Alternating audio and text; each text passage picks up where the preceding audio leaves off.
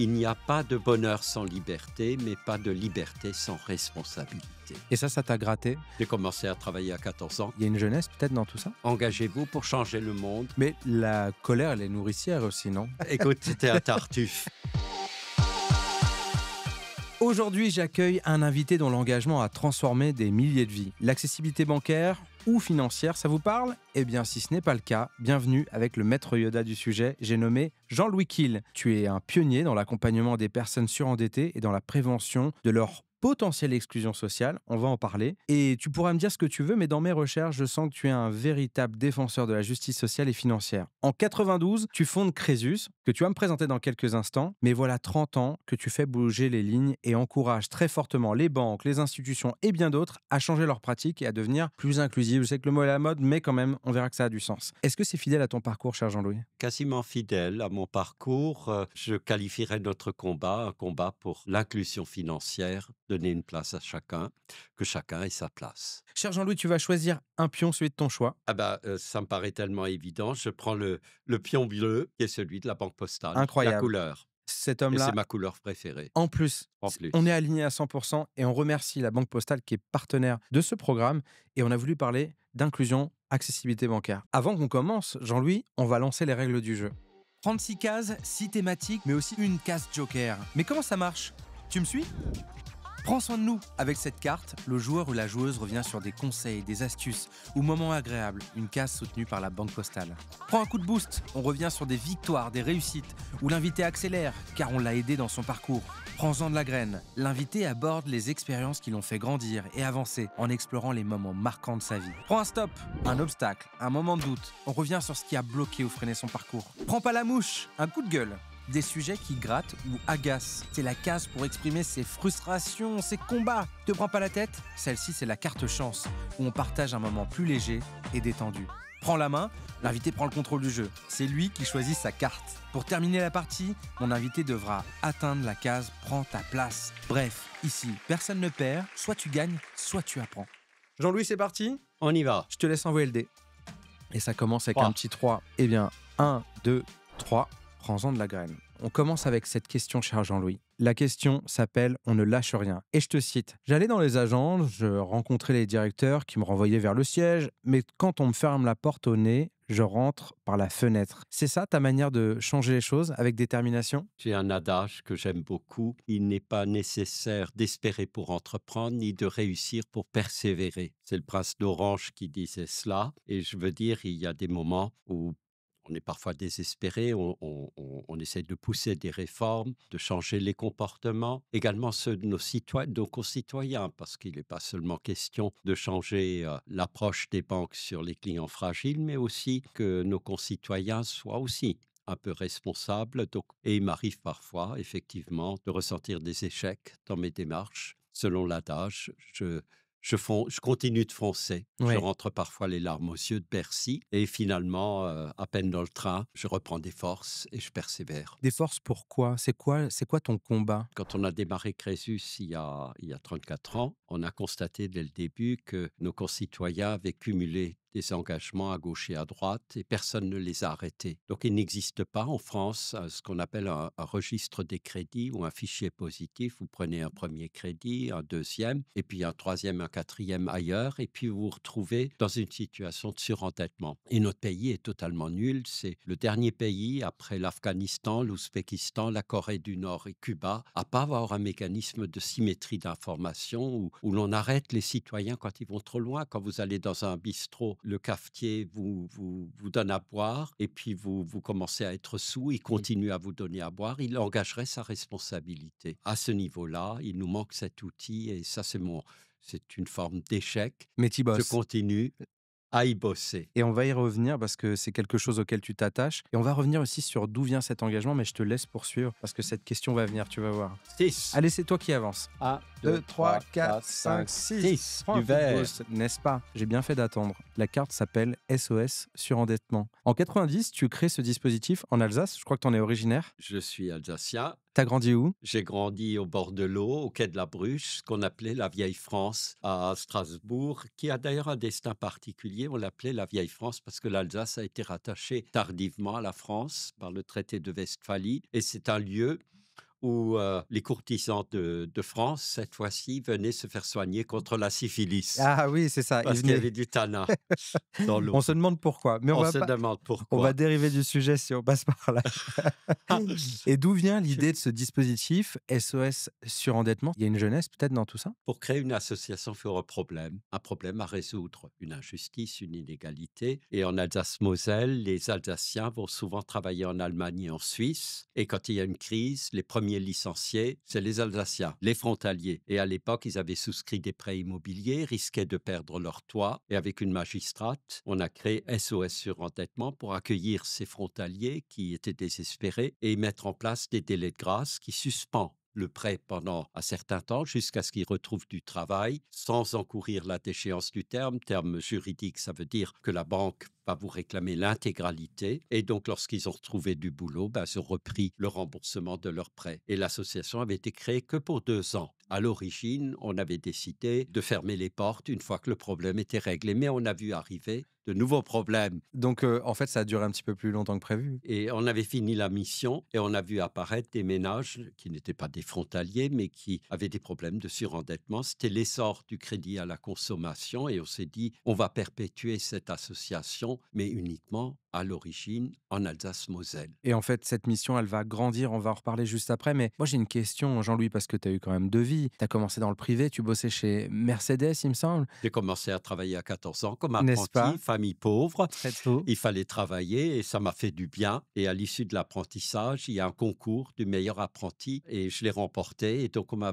demandé de choisir le métier que j'avais envie d'apprendre. Je voulais pas devenir ingénieur. J'aime parler et donc on m'a formé à la communication institutionnelle et on m'a envoyé en Afrique, en Côte d'Ivoire, pendant 12 ans où je représentais le groupe. Et à mon retour, j'ai repris des études de droit. Et mais comme tu es une encyclopédie vivante, cher ami, je sais que tu as tellement de choses à me raconter, mais moi, ce que je veux savoir, c'est quoi le déclic? Il y a quelque chose qui a été décisif? Ce qui a été décisif, c'est d'abord qu'on m'avait interdit, puisque j'avais intégré la médiature de la République, j'avais pas le droit de m'occuper des problèmes entre un particulier et sa banque. Et lorsqu'on m'interdit quelque chose, je me suis engagé comme bénévole, donc aux côtés de la magistrate, et on a créé cette association. Je réglais les litiges entre un citoyen, l'administration fiscale, entre un détenu et l'administration de la justice, entre un citoyen et les hôpitaux, mais je n'avais pas le droit de m'occuper, puisque c'est la mission du médiateur de la République, d'être le défenseur des droits des citoyens à l'égard de l'administration qui est toute puissante et qui est souvent seule face à l'administration. Mais je trouvais injuste de voir des citoyens venir me solliciter et ne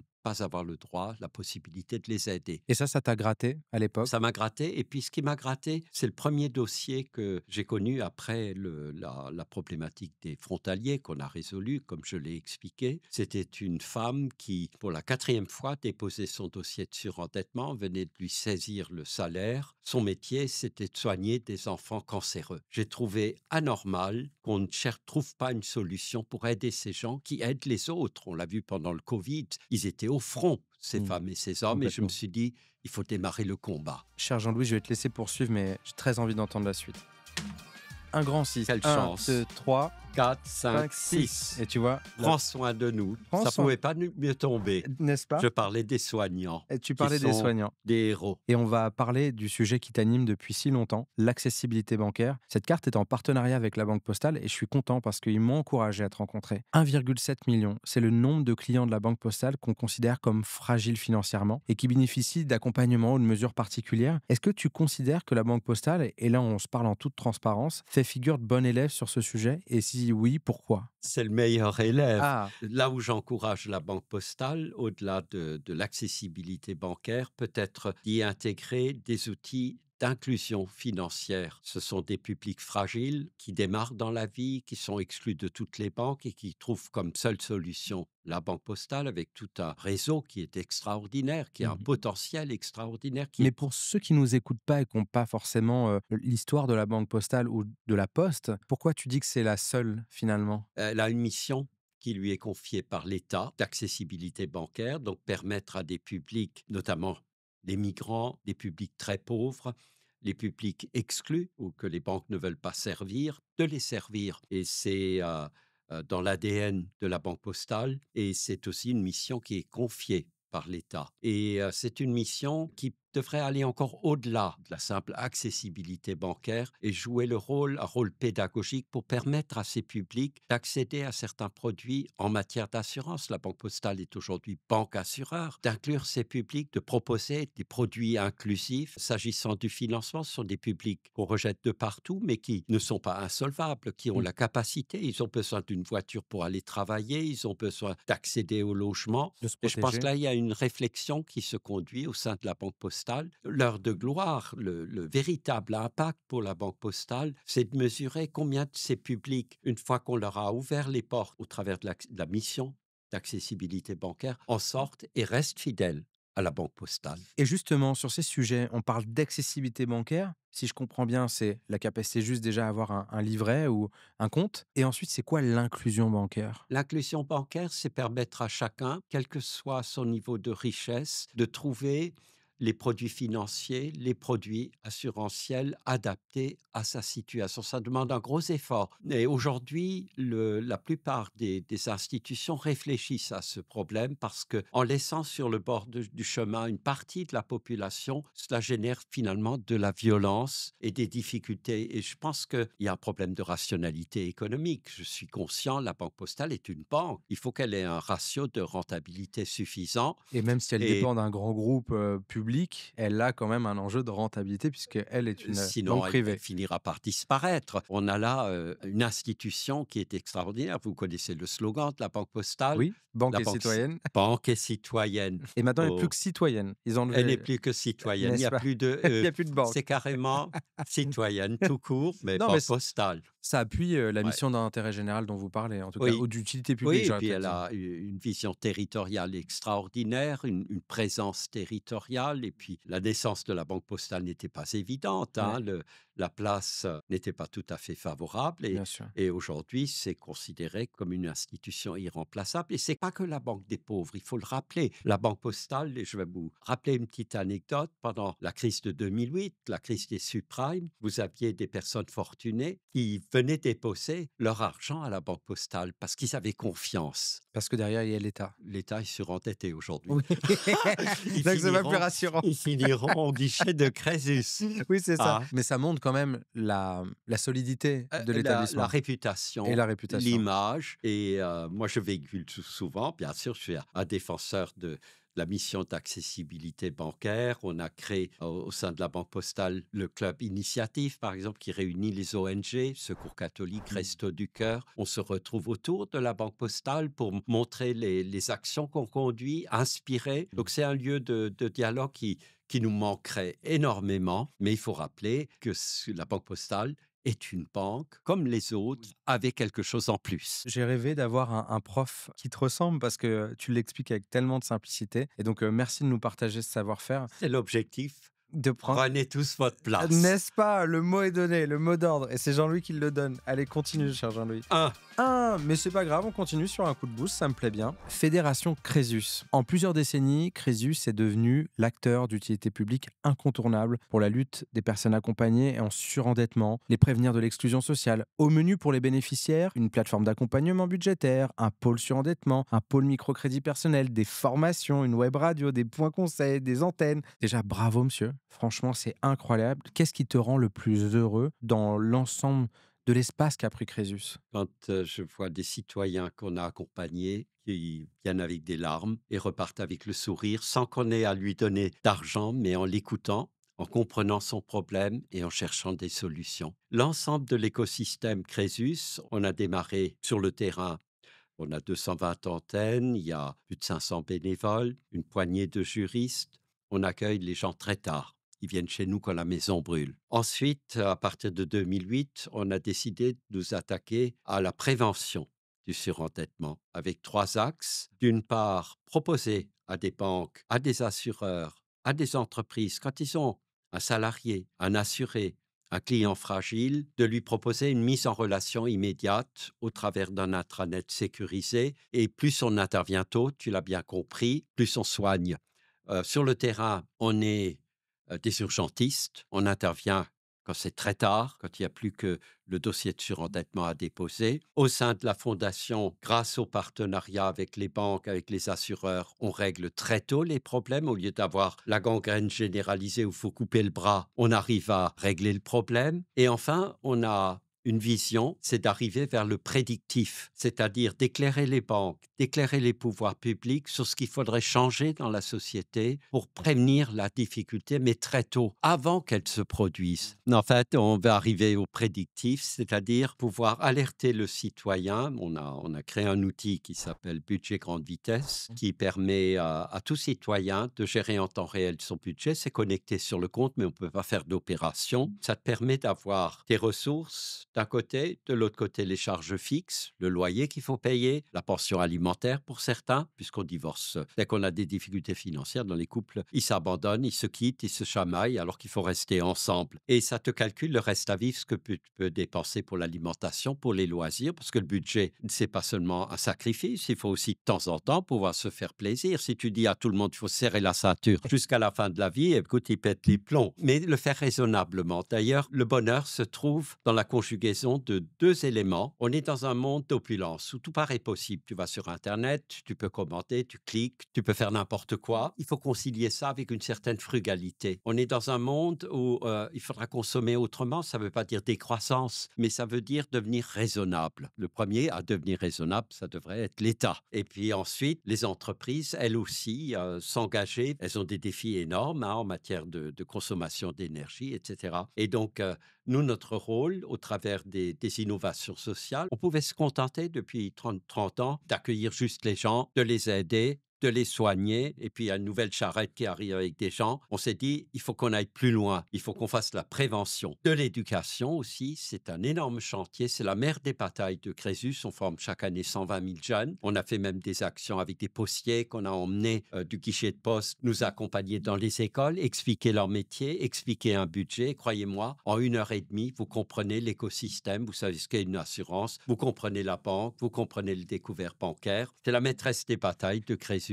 Et c'est avec cela qu'on changera le monde. Et je suis d'accord avec toi. En fait, ça reprécise la dimension d'utilité publique. C'est parce que finalement, tout ce que tu décris là, on ne l'apprend pas à l'école. Et on va l'apprendre à l'école. Il Parce s'agit que de convaincre qu'on n'a pas de ministre actuellement. c'est ça. On en aura peut-être demain matin. Je crois que je suis en Mais train de découvrir le futur ministre de l'Éducation nationale qui est devant moi. non, tu sais, Tu veux ma pas le poste? femme, on m'a proposé à plusieurs reprises des mandats. J'ai toujours refusé. Elle Pourquoi? me quitterait sur le champ. Je préfère être derrière et les pousser. Je comprends, c'est un métier, c'est une mission extrêmement difficile. Mais tu te sens On plus essaye de utile à les côté, éclairer. On est derrière. beaucoup plus utile à soigner les plaies de la société, à apporter le témoignage. Les politiques sont souvent éloignés du terrain, même s'ils sont maires. Les maires sont des combattants extraordinaires, mais au niveau central, on est dans un État extrêmement pyramidal. Et technocratique. Et on ne fait pas confiance. Oui. Pour introduire une demande sociale, il faut remplir 36 000 documents, alors qu'au travers du numérique, je vais donner juste un exemple. Pour avoir les APL, tu as un gamin qui a les APL, qui étudie, tu es d'une famille pauvre, le gamin paye son loyer en partie et touche les APL. S'il quitte les Yvelines, il va dans un autre département, il faut 6 mois pour que la CAF d'un département le transmette à l'autre. C'est des choses totalement anormales qui me rendent furieux. Puis après, je me calme, Bien sûr. évidemment. Mais la colère, elle est nourricière aussi, non? Il ne faut pas agir en colère, mais il faut de la colère pour te donner le courage d'affronter parfois, tu sais, quand tu as des auditions, puisqu'on a aussi un rôle de plaidoyer, ce qu'on appelle le lobbying, mais Bien nous, sûr. c'est du plaidoyer. On a fait évoluer les lois sur le surendettement, mais parfois, je rentrais, comme je te le disais, les larmes aux yeux. Et l'une des forces de Crésus, au travers de partenariats comme avec la Banque Postale, des relations qu'on a avec le monde économique, les assureurs, les banques, on devient nous aussi responsables. On a beaucoup de choses à apprendre. Il faut, quand tu demandes quelque chose, il faut aussi se demander ce que tu peux apporter à l'autre. C'est Et le c'est rapport au l'une des- compromis. C'est plus que le compromis, c'est co-construire ensemble, s'écouter, se respecter, même si chacun a des valeurs différentes, et essayer de se rapprocher. Tu appelles ça le compromis, je dis plutôt le rapprochement responsable, d'une certaine manière. Et là, j'ai un très bel adage que je voulais rappeler, auquel je tiens, qui signe nos cartes de vœux chaque année. Il n'y a pas de bonheur sans liberté, mais pas de liberté sans responsabilité. Et cette responsabilité doit être partagée. Cher Jean-Louis, merci beaucoup. Je te laisse poursuivre. Un 6, 6. C'est un homme de décidément. la finance, en fait. Ah, 1, 2, 3, 4, 5, 6. Encore la banque postale, mais non, mon ah, Dieu. Eh bien, c'est cool parce que c'est quelque chose sur lequel je voulais te relancer. La carte s'appelle conseiller bancaire. Je n'ai pas de compte bancaire et on ne veut pas m'ouvrir de compte. Quels sont mes droits? Il y a un sujet de droit parce que tu m'as parlé de finalement une responsabilité qu'avait la banque postale, mais on peut toujours se retrouver dans une situation où on nous a fait comprendre que bon, on va pas trop nous ouvrir un compte. dans ce cas-là, il y a le droit au compte qui existe, qui a été initié il y a plusieurs décennies, qui permet à tout citoyen, mais à l'époque, il fallait 3 refus. Il fallait que tu ailles dans 3 banques différentes qui t'opposaient un refus pour enfin avoir une lettre de refus, aller à la Banque de France qui va désigner une banque. Et presque naturellement, de façon un petit peu injuste, je trouve, on devrait aussi accepter des clients fragiles dans d'autres banques. La Banque de France ordonnait l'ouverture d'un compte en banque et généralement, ça tombait sur la banque postale. Bien sûr, on peut exciper l'accessibilité la mission d'accessibilité bancaire. Pour certains publics, il leur faut plus que l'accessibilité bancaire, la mission d'accessibilité bancaire. Il faut parfois un chéquier et c'est délicat. C'est une autre bataille. Et on a obtenu au fil de l'eau, ça c'est encore nos plaidoyers, qu'au deuxième refus, on puisse aller, qu'on n'ait pas à essuyer faire 3 banques différentes. Au deuxième refus, on peut demander le droit au compte. Et aujourd'hui, c'est le premier refus qui marque le droit au compte et la démarche auprès de la Banque de France qui désigne une banque. Mais presque naturellement, je dirais aux publics les plus vulnérables d'aller vers la banque postale et de bénéficier de la De cette mission mesure. qui est peut-être mal connue, mais enfin, elle commence à être connue. Ce en quoi je crois aussi, c'est la mission d'accessibilité bancaire doit s'étendre à des offres inclusives, d'une certaine manière, pour étoffer la chose, que ce soit pas un diminutif, mais au contraire, je dis un levier pour grandir. Que ce soit comme le levain dans le pain qui permet au pain de grandir, bah, c'est ça, l'accessibilité bancaire, et c'est ça, l'inclusion bancaire. 6, 6. 3, 4, 5, 6. Alors là, c'est prends la main. Et Ah, ça va être à toi de choisir la carte de ton choix. la rouge. La rouge. La carte s'appelle fichier positif. C'est sans doute une des mesures phares sur laquelle tu te bats encore. Tu me racontes? Ah, le fichier positif, c'est comme l'Arlésienne. Quand j'accompagnais les premiers clients en difficulté, les premiers bénéficiaires de Crésus, j'avais vu qu'ils avaient pris une multitude d'engagements. C'était l'époque où le crédit à la consommation se développait, notamment les crédits renouvelables. Le crédit, c'est quelque chose d'important hein, pour construire sa vie aussi. Hein. On voudrait étendre l'accès au crédit et restreindre ceux qui sont déjà en péril. Et on prête toujours aux riches, ceux qui ont une bonne fiche de paye. On a le sentiment qu'ils vont rembourser avec facilité, alors qu'il faudrait prêter à des jeunes qui sortent de l'université, qui ont leur premier job, qui ont besoin de s'équiper, qu'on puisse prêter aussi aux intérimaires, à des publics un peu atypiques, simplement aux classes moyennes modestes, mais surtout vers des publics un peu atypiques. C'était ta grande bataille? C'est le plus grand échec de ma vie d'une certaine manière. J'ai jamais réussi à convaincre, sauf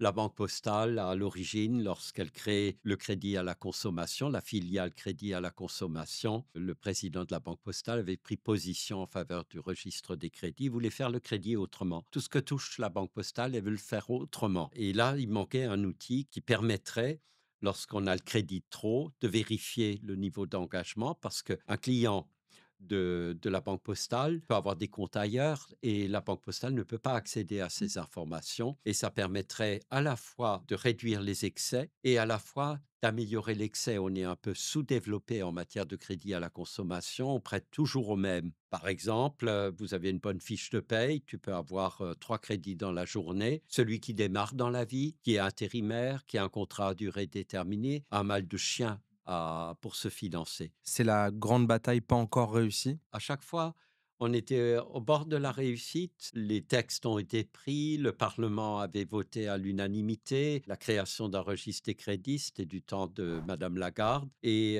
il était prévu de créer une commission d'abord qui étudie la mise en place. Et cette commission, il y avait surtout des opposants au registre des crédits. C'est Clémenceau qui disait, quand vous voulez pas faire une loi, créer une Une commission commission, oui. et ça s'est fait. Le premier amendement qui a été déposé, l'amendement Lebon, date d'il y a 30 ans. Benoît Hamon avait fait voter la loi et elle a été censurée par le Conseil constitutionnel parce que là encore, la construction du texte était ambiguë. Mais ça ne veut pas dire qu'il faut y renoncer. J'ai l'impression que c'est ta grande bataille parce que tu vois que finalement, là où ça dysfonctionne, c'est aussi le moment où finalement les gens se mettent dans, pardon, hein, je vais être un peu vulgaire, mais dans la merde. C'est le moment, en Oui, fait, si c'est le crédit absolument. de trop. Aujourd'hui, eh bien, depuis 2008, il y a une diminution du surendettement parce qu'il y a des règles de droit qui encadrent le crédit, qui sont très lourdes à observer, mais qui protègent le consommateur. On a un droit de la consommation qui est le meilleur d'Europe, hein. Je circule pas mal auprès de mes collègues ONG qui sont en Bulgarie ou dans d'autres pays européens. On a le meilleur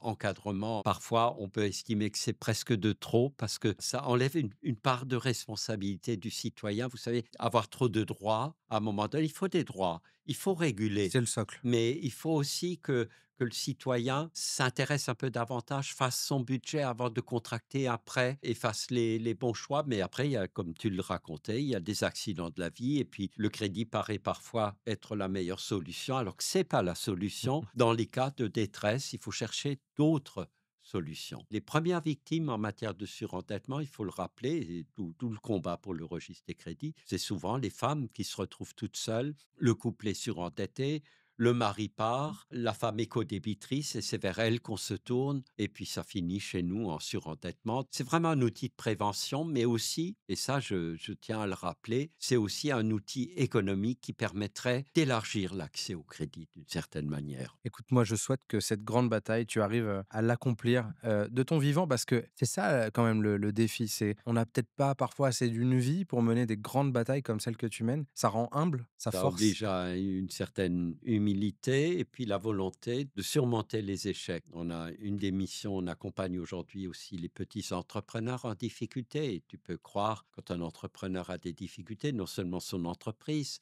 est fragile, mais le couple, la vie privée, le budget personnel commence à exploser. Ça finit en dépression, en Bien sûr. divorce. On avait une époque 3 suicides par jour, c'était terrible. Notre volonté d'aboutir sur cet instrument qui me paraît tellement normal à mettre en place et qui protégerait aussi les banques et les citoyens et permettrait peut-être un monde meilleur. Vous avez entendu Jean-Louis, je crois que le message est très clair. Cher Jean-Louis, je te laisse poursuivre. C'est la fin de la mi-temps.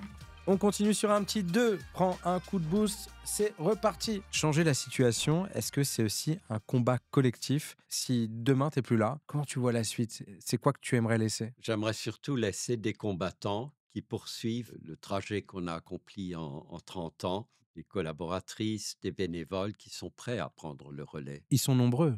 Ils sont nombreux, ouais, on est plus de 500, donc dans les 500, on va trouver quand même quelqu'un. Je mets mon mandat en jeu chaque année, hein, donc un président d'association et bénévole, et chaque année, il y a des élections à bulletin secret, et je cherche des candidats. Alors, ils me disent, tant que tu respires encore, il faut y aller. On Après, te on me garde. dit, on va t'empailler. Alors, j'ai dit, mais c'est pas ça qui fera avancer le schmilblick. On a aussi des jeunes qui commencent à s'engager, que je suis en train de former pour qu'ils puissent prendre le relais, mais on est dans un monde tellement incertain. J'ai jamais connu ça. J'ai connu des crises, hein. Crésus est né d'une crise, SOS Surendettement, 2008. On a eu les subprimes où tout s'est arrêté, hein. Ça allait entraîner une crise phénoménale. Bien, les pouvoirs publics ont tout de suite pris les mesures qu'il fallait. Les banques ont été exemplaires également. On a surmonté la crise et puis après, on a eu les gilets jaunes. Je me souviens, la veille des gilets jaunes, j'ai eu le chef de cabinet du Premier ministre qui me dit: «Il va se passer quelque chose, qu'est-ce qu'on peut faire?» Et je justement évoqué la problématique des frais bancaires qui soulevaient des difficultés et c'est vrai, le lendemain, à l'Élysée, il y avait les 5 grandes banques qui étaient réunies autour du chef de l'État pour annoncer une mesure d'adoucissement. Malheureusement, sur le carburant, ils n'ont pas changé d'avis, ce qui a conduit à l'amplification des gilets jaunes, mais on voyait venir le souci et il lui fallut discuter avant Et d'être et sur le d'un terrain, oreille comme et tu le disais. ils ont vu les signaux, mais ils se sont dit: «Ça va passer» et après les gilets jaunes, on a eu le covid qui était quand même un moment Terrifiant. étrange, hein, Mmh. qui pose des problèmes existentiels. On a vu des personnes décrocher complètement. L'État a été remarquable Mmh. aussi, hein. On a mis des PGE en place, des prêts pour les entreprises, le chômage partiel, des aides spécifiques avec des publics où on avait alerté les pouvoirs publics, les étudiants pauvres qui se retrouvaient seuls dans leur chambre et les parents ne pouvaient pas leur envoyer de l'aide et ça amener des mesures, mais il fallait rappeler aussi aux citoyens, toutes ces mesures qui ont été prises, il y a un retour du bâton, il va falloir rembourser à un moment donné. Les Français sont, ne l'oubliez pas, sont parfois ingrats. Et après les Gilets jaunes, qu'est-ce qu'on a eu? Après le Covid, ben, on a eu la guerre qui s'est déclarée, la crise énergétique, et puis les guerres de demain, c'est le risque environnemental qui est très lourd et qui peut Avec ce qui s'est passé entraîner à des délais. Mayotte. Qui s'est passé à Mayotte, qui peut se passer en Alsace, qui peut se passer en Bretagne. Cette société est en pleine transformation. Ce que je voudrais, c'est que mes successeurs prennent en compte toutes ces problématiques, violence économique, souffrance environnementale, innovation également. Nous, en tant qu'ONG, on n'a pas le droit de ne pas utiliser l'intelligence artificielle. Aujourd'hui, si tu vas chez ChatGPT, tu dis « je suis surentêté », tu sais ce qu'il te répond? Va chez Crésus. Incroyable! Incroyable, Mais en fait, il est là l'héritage. il est là Regarde, si l'héritage. si Exactement, sous ChatGPT réserve qu'on soit encore là. c'est ça Ah. Et le et rêve fondateur de Crésus, ça devrait être de toute ONG, c'est de disparaître un n'est-ce jour. pas? Une vraie mission de Ça, vie. tu dis toujours, n'est-ce pas? Et pourtant, je le dis rarement, mais parce que je pense que j'ai tellement rien à rajouter par rapport à ce que tu Oh, dis. c'est terrible. C'est sincère. Je trouve que c'est souvent un rêve pour beaucoup d'ONG de dire, mais si finalement on a réussi, c'est qu'on n'est plus là. Mais j'ai une mauvaise nouvelle, cher Jean-Louis, c'est que tu vas encore être un peu là, parce que là, on rentre dans une période d'incertitude. Période d'incertitude, mais où il faut qu'on c'est aussi notre rôle, expliquer les choses, faire comprendre les choses. Mm. Il y a la discussion sur les retraites, par exemple, qui nous tient à cœur. On ne pourra plus garantir les retraites comme dans le passé. On a un vieillissement, sauf à pratiquer l'euthanasie des vieux, hein. Moi, je suis prêt à partir. Je voudrais pas vivre une On seconde va te vie. garder encore un peu Ah, parce que vu le j'aimerais niveau de nos pas, ministres de hein. l'économie, il y a eu des Mozart, mais Ouais. ils nous ont quand même un peu mis dans l'embarras. Oh, non, ils ont été généreux et nous, en tant que citoyens, on manque de gratitude aussi parfois. Oui, il faut rembourser, tu as raison, un crédit et on le redit, un crédit engage Un et il faut le crédit, rembourser. ça se Un rembourse. crédit, ça se rembourse, ça au moins c'est dit. Allez, je te laisse poursuivre. Un, 2, 3. 3. Prends pas la mouche. Et tu vois, je suis très content, c'est une carte qui tombe à la fin et que j'avais très envie de te poser. Elle s'appelle ouvrier. Il me semble que tu viens d'un milieu ouvrier. Tu me diras ce que faisaient ton papa et ta maman. Vous étiez donc 5 à la maison. Est-ce que ton engagement, tu le puisses pas aussi de ton milieu social d'origine? Sans doute, et c'est une autre époque aussi. Les années 50-60, c'était des années où le collectif marchait très bien. On avait le jardin ouvrier, on accompagnait papa qui était ajusteur mécanicien qui réparait des tanks chez les militaires, pas pour faire la guerre, mais pour nous protéger. Maman était ce qu'on appelle la femme au foyer, alors qu'elle avait énormément à faire. Elle ne pouvait pas aller travailler, on était des enfants agités. Ça m'a marqué. C'est vrai, mais c'était un monde qui était beaucoup plus simple. Il ne faut pas être passéiste. Je veux dire, ce qui nous attend demain sera différent. Il y a des jeunes qui sont extraordinaires aujourd'hui et qui croient de nouveau aux valeurs, au sens. On avait une enfance heureuse, pauvre, hein, à partir du 20 du mois. On n'avait plus assez d'argent pour l'alimentation, mais l'épicier nous faisait crédit. Et puis, quand la paye arrivait, on mangeait du fromage blanc et des patates en fin de mois, et puis la viande en début du mois. La pauvreté, c'était pas ça le problème. C'était un autre monde que je regrette aujourd'hui, mais je pense que aujourd'hui j'ai une seule fille, hein. Je lui fais découvrir les musées, la culture. Moi, je crois beaucoup à la culture. Elle est accessible à tous d'ailleurs. Et là, l'égalité des chances doit jouer. Il faut que chacun puisse accéder à ce que j'appelle les biens communs. Et puis, on était plus obéissants. Le professeur, le maître, nous donnait parfois un coup de règle sur les mains. J'ai encore les traces C'est vrai? ici. Pas Et ça sympa. nous calmait. Si Pose tu la avais bien. grandi dans un milieu bourgeois, est-ce que tu penses que tu serais aussi engagé que tu l'es aujourd'hui? Différemment. Tu as absolument raison. Je pense que le milieu social te forge d'une certaine manière, mais ce n'était pas la lutte pour l'égalité, c'était l'envie que ces personnes qui sont plus vulnérables que d'autres, qui sont moins bien dotées, peut-être que leur cœur fonctionne moins bien, hein, même si c'est un président de la République qui disait le cœur n'est pas seulement à gauche, c'est Jacques Chirac, je crois, le cœur peut être partout, mais c'est vrai que ça te forge, ça te rend plus attentif à ceux qui n'ont pas la chance. Ce qui a été ma seconde chance et qui m'a permis de grandir, c'est d'avoir repris des études de droit parce que entre le faible et le fort, ce qui libère, c'est le droit. Ce qui asservit, donc rend serve d'une certaine manière, c'est justement l'absence de droit. Le droit avec un D majuscule, c'est-à-dire permettre à chaque citoyen, c'est mon plus grand bonheur, d'expliquer les procédures, d'expliquer les règles de droit. Ça donne la dignité aux femmes et aux hommes. Mais si j'avais vécu dans un milieu bourgeois, j'aurais sans doute connu un autre destin. C'est vrai que ça m'a rendu sensible. Et puis, je dois rappeler que les années 50, 60, ce qu'on appelle les 30 glorieuses, hein, qui sont maintenant derrière nous, qui était l'époque de l'essor où tout paraissait possible, qui a amené aussi la libération des femmes, d'une certaine manière, des mœurs. On était assez corsetés après-guerre.